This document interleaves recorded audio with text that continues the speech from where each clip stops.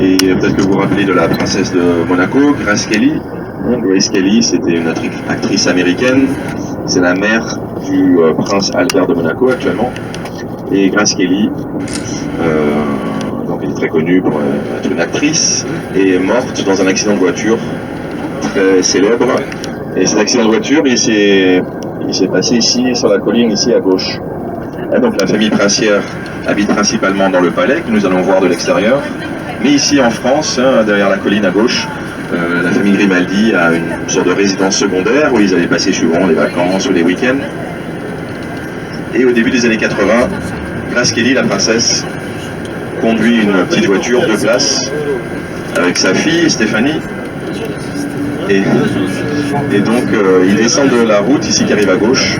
Donc ils descendent de la montagne ici à gauche, donc ça descend comme un zigzag.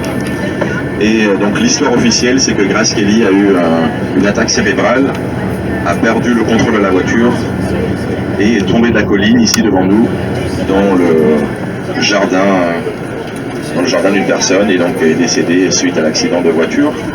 À côté d'elle était sa fille Stéphanie. Stéphanie avait 17 ans et elle a survécu l'accident.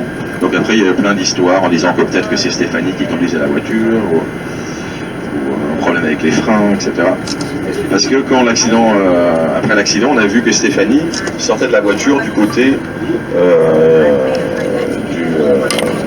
là où il y a le volant, côté conducteur. Donc les gens ils disent Stéphanie sort du côté conducteur, donc c'est elle qui a dû conduire la voiture. Maintenant, à cause de l'accident, la porte de Stéphanie, côté passager, était bloquée, donc elle a dû sortir de la voiture du côté de sa mère, là où on conduisait sa mère. C'est bon, la raison pourquoi elle est sortie de ce côté-là. Et donc comme elle est sortie du côté chauffeur, les gens pensaient que c'était elle qui avait conduit et qui avait créé l'accident. Ici à droite, on passe une petite ville qui s'appelle Cap d'Aille. À droite, c'est Cap d'Aille, c'est la dernière petite ville avant d'arriver à Monaco.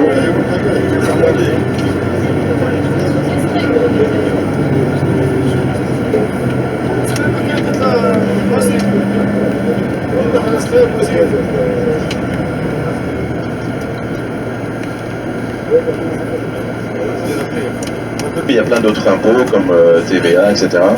Et donc une fois qu'on a traversé la frontière, on va devoir faire un petit arrêt pour en fait payer une taxe pour pouvoir entrer avec ce bus dans le pays de Monaco. Donc une fois qu'on traverse la frontière, on s'arrête rapidement pour payer une taxe pour entrer dans Monaco. Il faut tous rester assis dans le bus. Moi je juste. Donc si vous venez avec votre propre voiture, vous pouvez entrer et sortir comme ça, mais quand on vient avec un bus, comme celui-ci, un car, ils font payer une sorte de taxe qui a en même temps le droit de circuler dans Monaco, et ça paye en même temps le parking pour les bus à Monaco.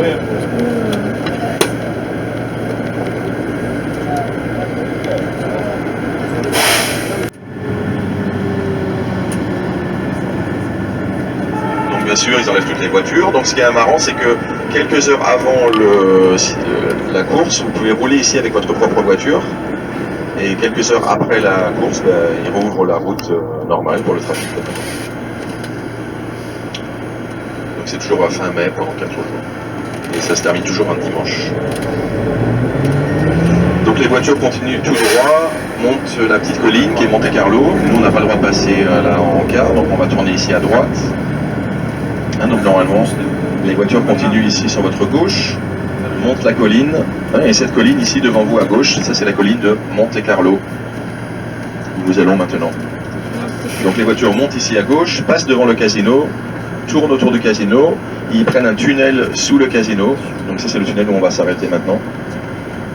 Et après, le circuit de Grand Prix, il continue ici sur votre droite. Donc les voitures, une fois qu'elles sont sorties du tunnel devant vous, les voitures passent ici à droite, derrière ces yachts, et vous imaginez, des grandes entreprises louent un yacht et ils invitent leurs meilleurs clients ou les directeurs de